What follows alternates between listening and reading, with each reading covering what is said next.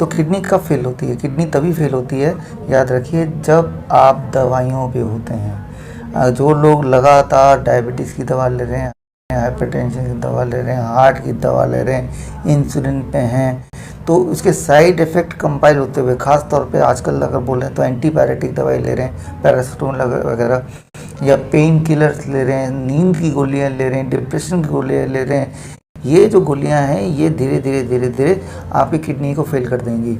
और धीरे जैसे जैसे वो किडनी डिके होगा, किडनी के सेल्स डेड होंगे, वैसे वैसे आप डिपेंड होंगे डायलिसिस, तब डायलिसिस की नौबत आएगी।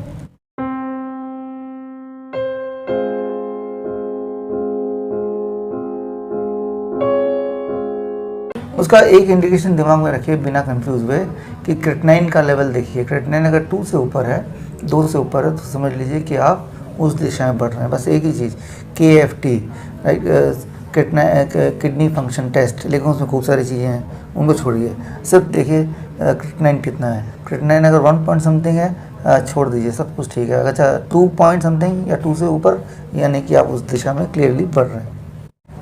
देखिए, डायलिसिस की नौबत तब आती है जब आप डायग्नोस्टिकली, मैंने बता दिया, पर डायग्नोस्टिकली उतना इम्पॉर्टेंट नहीं है, इम्पॉर्टेंट है सिम्टोमेटिकली।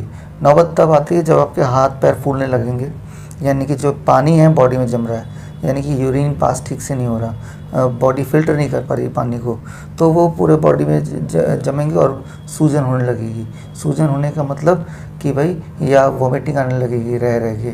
तो सूजन एक मेन इंडिकेशन है कि अब आपको वो जो पानी एक्सेस है वो निकालना है बॉडी से, एंड उसके लिए फिर मशीन से निकालना है। तो ऐसे आपको पता चल जाएगा कि अब नौबत आ गई डायलिसिस।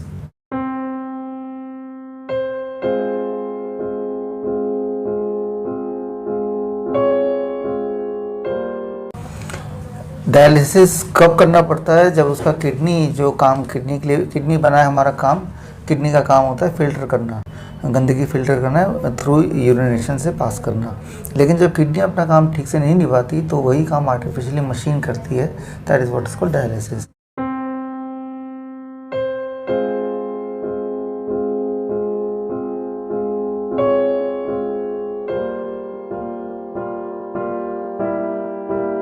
देखिए, 2 चीज़ें हैं, एक तो डायलिसिस को प्रिवेंट कर सकते हैं, और अगर चल भी रही है तो उसको बंद भी कर सकते हैं।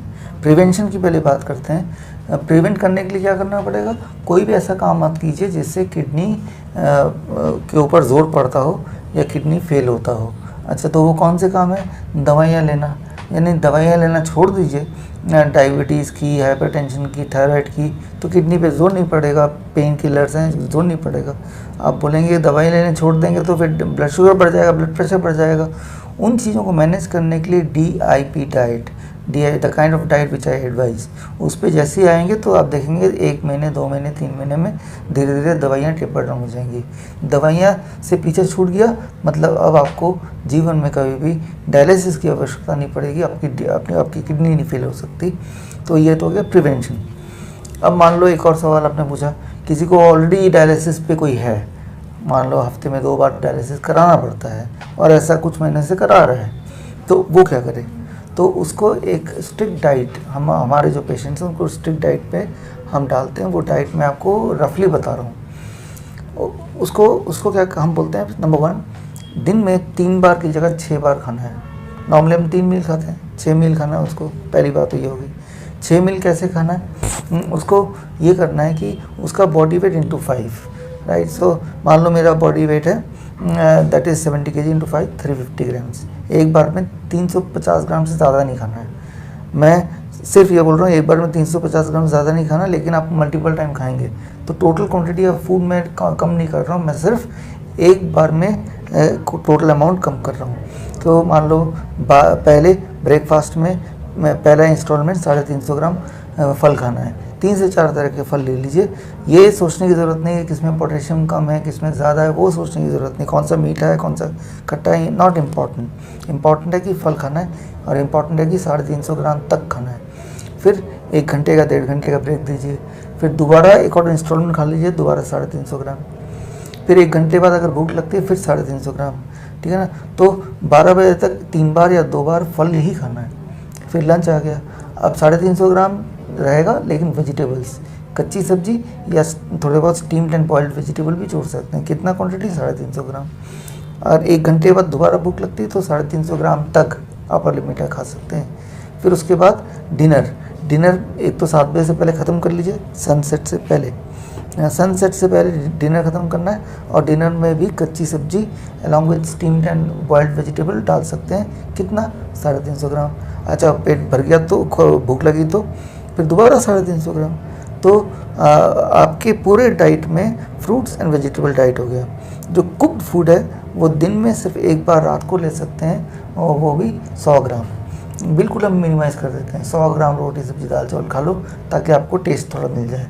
इसके अलावा और कुछ खाने की ज़रूरत नहीं है, जैसे डेयरी प्रोडक्ट है, एनिमल फूड है, पैक्ड फूड है, चाय बिस्किट है, सब बंद करा देते हैं। I know it is very difficult, लेकिन मैं जानता हूँ कि जैसे आप ऐसा करेंगे, जिसको हफ्ते में 2 बार डायलिसिस की ज़रूरत पड़ती है, वो देखेगा कि वो हफ्ते में 1 बार ही डायलिसिस की ज़रूरत पड़ेगी।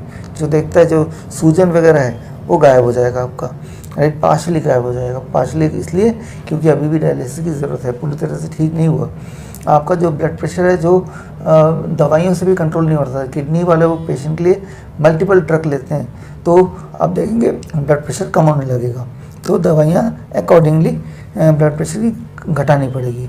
दवाइयाँ ब्लड प्रेशर की घटाना पड़ रहा है, इसका मतलब ये है कि आपकी किडनी ठीक से फंक्शन करना शुरू कर दिया है। तो जो मैंने मेथड बताया, इस मेथड में ब्लड प्रेशर हर हफ्ते आपको चेक करना है, क्योंकि ब्लड प्रेशर इवनली कम होगा, और अकॉर्डिंगली टेपर डाउन करना है। ब्लड शुगर भी चेक करना है, क्योंकि वो भी धीरे धीरे कम होगा, उसको भी टेपर डाउन करना है मेडिसिन को।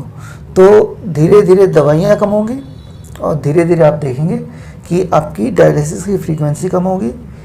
6 महीना, 9 महीना, 12 महीने तक लग सकता है, लेकिन ultimately you will be free of dialysis.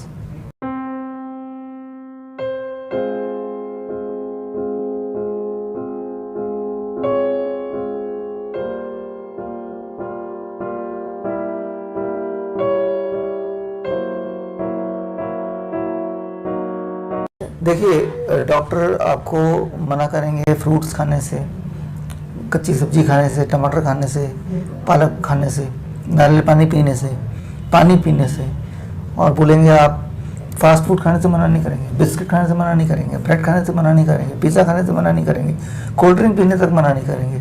तो उन्होंने एक लिस्ट बना ली है उन चीज़ों की, जो चीज़ों से आप ठीक हो सकते हैं, उन्हीं चीज़ों को मना करना है उनको, राइट। तो वो डराएंगे कि पोटेशियम लेवल बढ़ जाएगा, तो आप पोटेशियम पे नज़र रखिए।